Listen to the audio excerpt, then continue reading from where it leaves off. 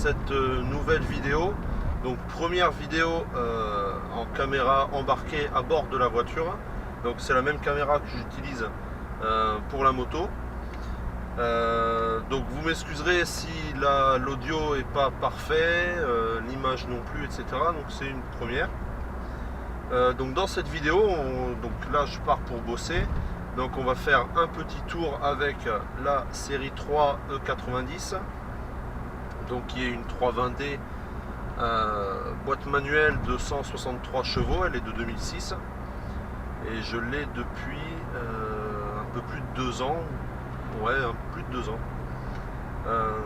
Donc voilà, donc on va faire un petit tour comme ça pour parler un peu de cette voiture, de ce que j'aime bien dessus, de ce que j'aime un peu moins, de quand je la remplacerai, par quoi, etc., etc.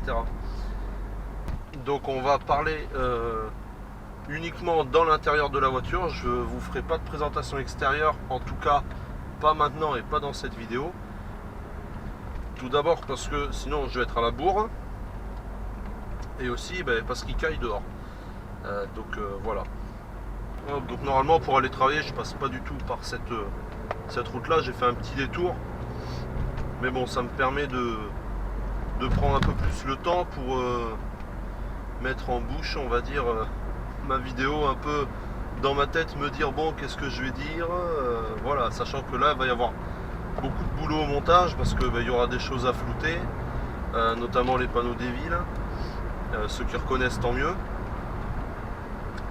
Il y aura aussi pas mal de coupures parce que il y a plein de choses que j'arrive pas à dire, ou je me trompe, ou je me dis merde, j'aurais dû le dire comme ça. Donc voilà. À moto c'est plus facile, on filme et bon, je parle pas souvent. Alors que là, bon, je parlais, vous présenter l'intérieur de la bagnole, quoi. Je vais baisser un peu la ventilation en cas que ça gêne la vidéo. Donc voilà, oui, je disais, c'est une voiture que j'ai depuis 2015, hein, il me semble. Je l'ai achetée en mai 2015, si je dis pas de bêtises. Elle a remplacé une série 5 que j'avais, donc E39, c'était une 525 TDS. Vous pourrez voir sur le YouTube certaines vidéos là concernant la série 5. Donc ça va m'arriver d'en poster encore parce qu'il y en a plein que j'ai pas mis en ligne. Donc je l'ai depuis 2015. C'était la première voiture que j'ai achetée à un garage. Donc j'ai été un peu mécontent du garage parce qu'ils se sont un peu foutus de ma gueule en me disant que la voiture serait entièrement révisée, prête à partir, etc. Et arrivé chez moi, j'avais 2 plaquettes neuves à l'avant et c'est tout, quoi. Les pneus, ils étaient en fin de vie. Et quand j'ai fait la vidange peu de temps après, quand j'ai fait le niveau, déjà l'huile était noire. Donc je me suis dit bon, tant pis, je vais vidanger, ils n'ont pas dû le faire. Et quand j'ai vidangé, j'ai fait tous les filtres, etc. Les filtres, ils étaient pourris, l'huile, elle était noire. Donc c'était clair que la voiture, elle n'avait pas été entretenue et pas été vidangée récemment, quoi. Donc du coup ça a été corrigé. À savoir qu'en mécanique je fais quasi, alors je dis bien quasi, mais je fais presque tout moi-même. Les seules choses que je vais pas faire moi-même, ça va être les pneumatiques, parce que j'ai pas de démonte-pneus et j'ai pas la place pour en mettre un. Après tout ce qui est plaquettes, disques, filtres, vidange, freins, etc., je le fais tout moi-même. Sur celle-là, la seule modification au niveau de la voiture, même en général, que j'ai faite, c'est que j'ai supprimé les clapets à l'admission. Donc moi c'est un 4 cylindres, donc il y a 4 clapets, vous l'aurez compris. Donc j'ai supprimé les clapets à l'admission, donc j'ai mis les bouchons en aluminium avec le joint, etc. Ceux qui sont un peu dans BM se reconnaîtront dans cette opération là. Et j'ai changé le filtre, pas le filtre, comment ils appellent ça, ouais, il y a un filtre à mousse pour le reflux d'huile. Un filtre à mousse, je l'ai changé par ce qu'ils appellent chez BM un filtre Vortex.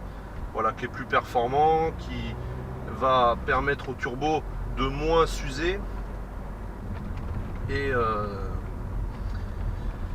qui nécessite un remplacement moins fréquent, quoi.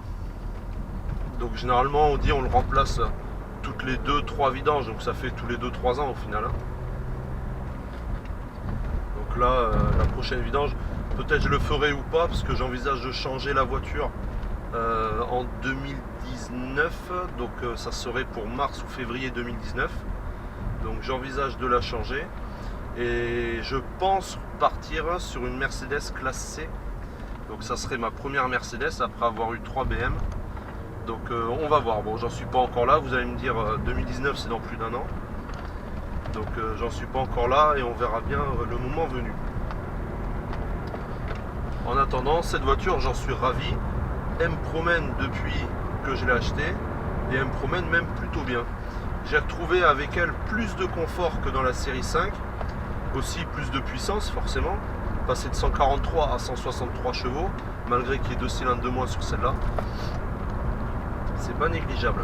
Donc aussi plus légère que la série 5 et vraiment plus confortable. Donc je pensais que la série 5 E39 resterait plus confortable que la 3 que j'ai actuellement, celle-là, mais au final non. Donc est-ce que c'est l'écart d'année?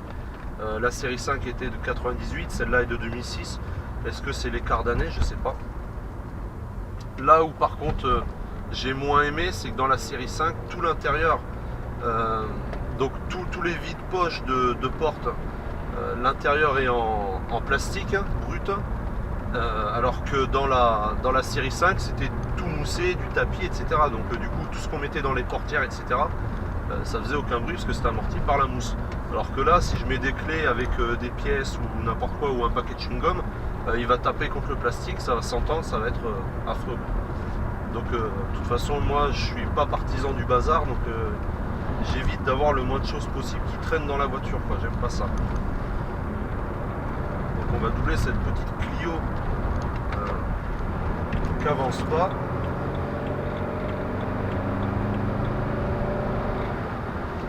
Et voilà.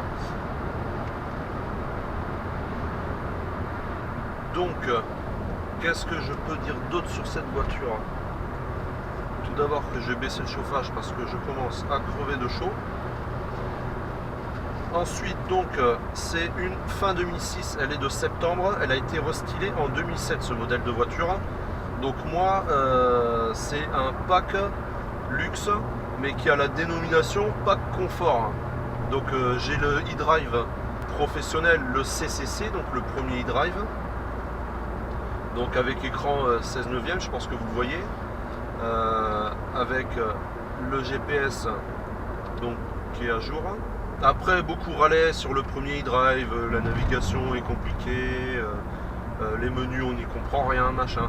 Bon c'est vrai qu'au début c'est un peu bizarre, mais au final bon on s'y habitue et après regardez c'est assez instinctif, on sait où aller, où appuyer, quoi chercher et bon regardez ça par exemple c'est vachement complet quoi.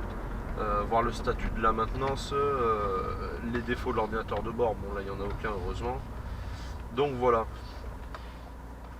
La seule chose là-dessus que je ne vais pas avoir, c'est la communication. J'ai le menu, mais j'ai rien qui s'affiche. Donc le vendeur m'avait dit oui, elle a le Bluetooth, nanana, etc. Donc tout simplement parce que lui il avait vu le menu téléphone et les boutons sur le volant donc pour décrocher et faire la reco vocale, sauf que en fait la voiture n'en est pas équipée du module Bluetooth. Alors elle est tout pré-câblée, tout est fait pour, mais elle n'en est pas équipée. Donc du coup ça fait que ben voilà, j'ai pas le Bluetooth et le vendeur ça montre qu'il y connaissait que dalle. Donc après les stations de radio, etc. J'ai l'accoudoir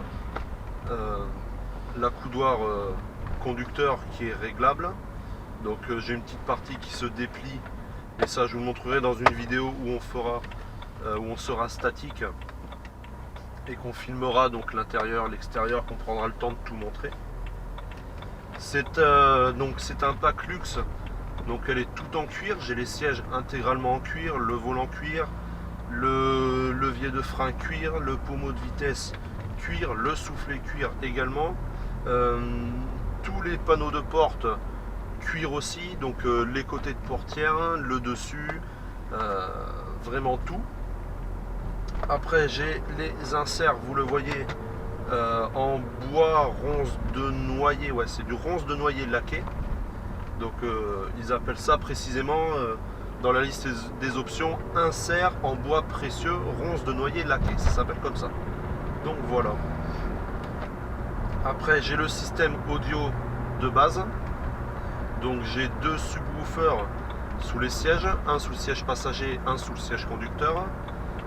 Après dans les portières et à l'arrière, sur la plage. Et dans les portières arrière j'en ai pas.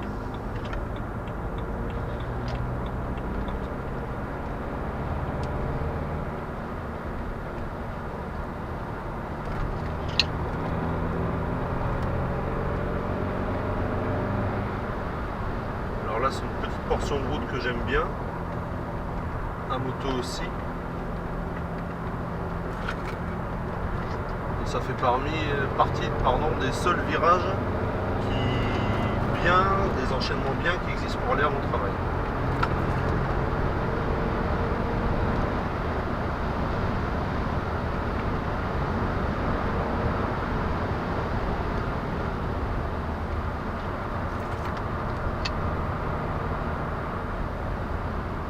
Alors donc cette voiture c'est pas du tout un châssis sport, c'est pas un pack M, c'est amortisseur standard de BM, c'est des jantes en 16 pouces. Donc en alu c'est une option aussi, c'est pas des jantes tôle, donc c'est des jantes alu 16 pouces avec des pneus Michelin. Moi je mets quasiment que du Michelin, donc c'est des Michelin en 205 55 16 de tête. Et franchement ça colle super bien, la voiture est super stable, donc ça marche pas mal. Après vous me direz, il y a toujours mieux, mais bon c'est pas une sportive, c'est pas à but sportif non plus, enfin en tout cas dans mon utilisation que j'en ai au quotidien. Donc qu'est-ce qu'on peut dire d'autre? Donc on a ce volant intégralement en cuir. Alors ce que j'aime bien c'est que donc les commandes au volant tombent immédiatement sous la main. Le seul défaut c'est que vu que je n'ai pas le Bluetooth, j'ai deux boutons qui me servent à rien, la commande vocale et le bouton pour décrocher qui me servent à rien étant donné que j'ai pas le Bluetooth, j'ai pas l'option. Donc j'ai quand même le bouton pour monter et descendre le volume, le bouton ici pour changer, vous voyez là ça va faire du bruit. Donc pour changer les radios au volant.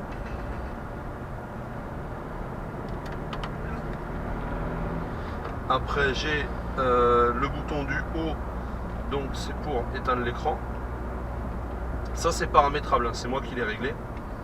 Et le bouton du bas, c'est pour passer la clim en mode recyclage ou en mode libre ou en mode automatique. Voilà. Après dessus bien sûr j'ai le régulateur de vitesse, les essuie-glaces automatiques, donc j'ai qu'à appuyer sur un bouton et il se lance. Le régulateur de vitesse c'est une autre manette à gauche qui est au-dessus de la manette des clignotants. Et après tout à gauche, vous ne le verrez pas sur la vidéo, c'est au niveau de mon genou gauche. J'ai comme sur toutes les BMW et quasiment presque toutes les allemandes, le réglage des phares donc en automatique, etc., etc. Donc anti-brouillard avant, anti-brouillard arrière. Ce que j'ai aussi sur cette voiture c'est les radars, les capteurs de recul. J'ai pas la caméra, mais j'ai les capteurs à l'arrière en tout cas. Et quand je mets ma marche arrière, donc il s'active et à l'écran je vois ma voiture avec la distance qui me reste de l'objet quoi. Donc c'est plutôt pratique. Je l'avais pas dans l'ancienne, je l'avais rajouté moi-même. C'était un kit que j'avais rajouté dans la série 5. Et là c'est vrai que ça me change la vie. J'ai deux lecteurs, un pour lire le CD DVD et de musique et un autre avec la carte du GPS. Ensuite donc climatisation automatique Bizone, je pense que vous l'aurez remarqué.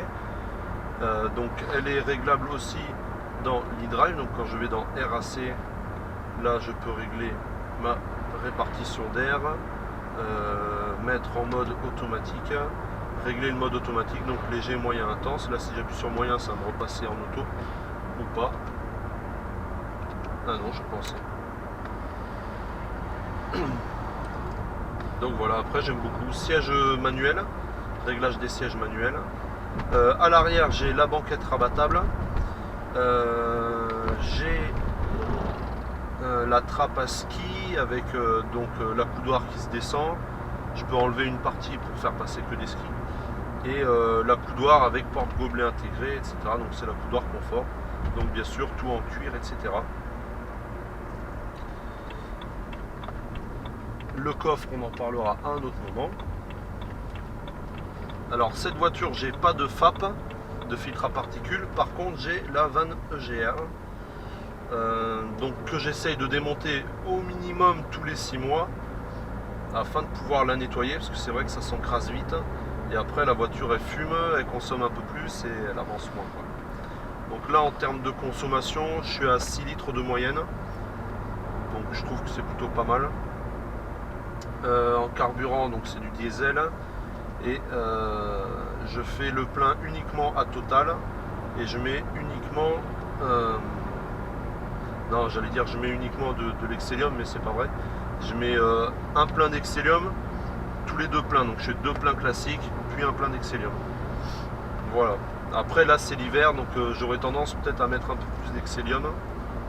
Surtout quand il fait froid le matin. Donc voilà, je pense qu'on va avoir un petit créneau pour enfin doubler ce poids lourd.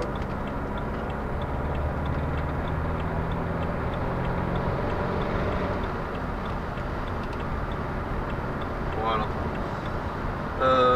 Donc j'espère très rapidement que je pourrai vous faire une vidéo plus précise de l'intérieur et de l'extérieur aussi. Alors l'extérieur, on attendra qu'elle soit propre parce qu'avec ce temps de merde qu'on a bien souvent, c'est pas pratique. Il a fait que pleuvoir. Là aujourd'hui vous voyez du soleil, on l'a en plein visage, mais les jours d'avant il faisait que pleuvoir. Donc voilà, ça, on va arrêter cette petite vidéo là pour l'instant. Je vous remercie à tous de l'avoir suivi. Je vous invite à vous abonner, à partager et à liker si vous avez aimé cette vidéo.